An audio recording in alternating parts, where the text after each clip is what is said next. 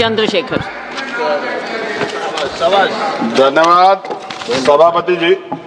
नियम 193 के अधीन वामपंथी उग्रवाद पे हम लोग चर्चा कर रहे हैं और क्योंकि ये बड़ा संवेदनशील विषय है तो बहुत कम समय में बड़ी गंभीरता से मैं अपनी बात को रखूंगा। सभापति जी, हम लोग फूले, साहू, अंबेडकर को मानने वाले लोग, हम लोग संविधान को मानते हैं, संविधान के आधार पर चलते हैं। हम लोग बंदूक को सही नहीं मानते और बंदूक का रास्ता सही भी नहीं, क्योंकि अगर कमजोर कभी बंदूक उठाएगा तो उसको कुचलना, उसको मारना आसान हो जाएगा, नक्सली या और तमाम तरह के आरोप लगा के।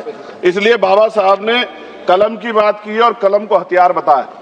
सभापति महोदय, मगर सवाल ये है कि 1947 में जब हम लोग आजाद हुए तो इस देश का जो वंचित वर्ग, SC, ST, OBC, जब 15 अगस्त को आजादी का सवेरा आ गया तो क्या जल, जंगल, जमीन में बंटवारा हुआ? उसको उसका हक अधिकार मिला? अगर उसको जमीन मिल जाती, घर मिल जाता, उसको अवसर मिल जाते तो आज प्रधानमंत्री आवास योजना नहीं चलानी पड़ती। सभापति महोदय, जमीन का राष्ट्रीयकरण नहीं हुआ। इसलिए मैं बहुत जिम्मेदार, क्योंकि मैं तो वो व्यक्ति हूं जिसके खुद के ऊपर NSA, नेशनल सिक्योरिटी एक्ट लगा जब मैं अपने लोगों के लिए लड़ने गया, और 2 अप्रैल 2018 को मेरे जैसे बहुत सारे लोगों पे लगा, क्योंकि हम अपने हक की लड़ाई लड़ रहे थे। सवाल यह है, नक्सलियों के नाम पे क्या आदिवासियों की हत्या स्वीकार्य हो सकती है? हम लोग इसका विरोध करते हैं। हमारा स्टैंड है, हम नक्सलवाद के समर्थक नहीं है, लेकिन आदिवासियों को नक्सली कहकर उनकी हत्या नहीं होनी चाहिए। सभापति महोदय, देश की 1/4 आबादी SC, ST, 25% ज्यादा बड़े समाज के साथ जब जुल्म, जाति, अन्य अत्याचार होता है, उनकी हत्याएं होती है, उनकी बहनों का रेप होता है, उनको मारा जाता है, जलाया जाता है, उनके घरों को फूका जाता है, तब इस सदन में चर्चा क्यों नहीं होती? ये सदन क्यों नहीं सुनना चाहता? SC, ST, OBC के अन्याय की आवाज क्यों नहीं सुनना चाहता?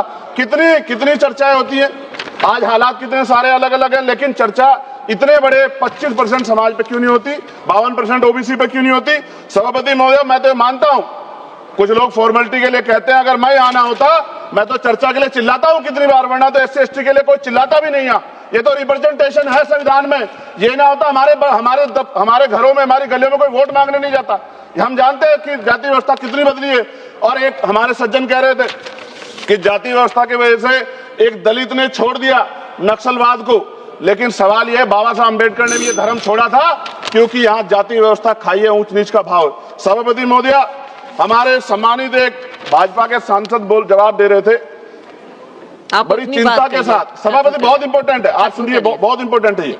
वो ये कह रहे थे, जवाब देते कि उन्होंने कुछ ब्राह्मण्स के नाम लिए और कहा कि भाई ये इनके मालिक हैं, इनके यहाँ लेबर तो SC, ST है, ये विचारधारा पर आधारित है। तो क्या कहना चाहते थे कि इस देश को तोड़ने की मूवमेंट कौन चला रहा है? जवाब दे। वो बड़ी बात यह है, उन्होंने ट्वीट किया 2 दिन पहले, मैं चाहता था मैं उनको जवाब दूं, उन्होंने आरक्षण को कोसने का काम किया। ये भाजपा की सोच है, जवाब देना चाहिए भारतीय जनता पार्टी को। सभापति महोदय, मैं 1000 से ज्यादा जवानों की जान गई है 2010 से लेकर 23 तक। CRPF के जवान संसद की सुरक्षा करते हैं, बॉर्डर की सुरक्षा करते हैं। अभी असिस्टेंट कमांडेंट अजय मलिक की, उसका पैर उड़ गया, उनको प्रमोशन नहीं मिल रहा है। सुप्रीम कोर्ट उनके फेवर में दी, सरकार रिव्यू पिटीशन में गई, फिर उनके फेवर में दी। खत्म करूंगा 30 सेकंड में। सभापति महोदय, फिर भी बिल आ गया। मैं ये पूछना चाहता हूं, क्या एक CRPF, BSF जो CAPF के हमारे जवान है, क्या उनकी शहादत नहीं है? क्या उनको जो है शहीद का दर्जा नहीं मिलना चाहिए? उनको पुरानी पेंशन का लाभ नहीं मिलना चाहिए? उनको सभापति सुविधाएं नहीं मिलनी चाहिए? सम्मान नहीं मिलना चाहिए? और अंत में सभापति महोदय, इस देश में जवान शहीद होता है, उसको शहीद का दर्जा मिले, उसको सम्मान भी, लेकिन देश की सुरक्षा करते हैं। हम तो सम्मान करते सेना का। सीवर में सफाई कर्मचारी मरता है, इतने आगे बढ़े हम लोग, उसके बच्चों को भी अपना पेट पालने के लिए कई तरह की मुसीबत गुजरना पड़ता है, कोई नहीं सोचता। सच ये है, इस देश में दलित आदिवासी आज भी गुलामी की जिंदगी जी रहे। सरकार उनके लिए कुछ सोचना नहीं चाहती। सरकार नहीं सोचेगी तो फिर से किसी वाद का जन्म हो जाएगा। इसका, इस अन्याय का, ये जो कठोर अन्याय है, जो सदियों की हिंसा पे आधारित, सदियों के भेदभाव पे आधारित है, इसका जवाब सदन को देना पड़ेगा। सभापति महोदय, नेपाल में नई सरकार बनी, उन्होंने कहा हम दलितों से सार्वजनिक रूप से माफी मांगेंगे कि जो हमने उनके साथ अन्याय किया। ये सदन कब उनसे माफी मांगा जिनके साथ हजारों साल अन्याय हुआ और आज भी उनको रोटी कपड़ा मकान के लिए अन्याय लड़ना पड़ता है। धन्यवाद सभापति महोदय। जय भीम, जय भारत।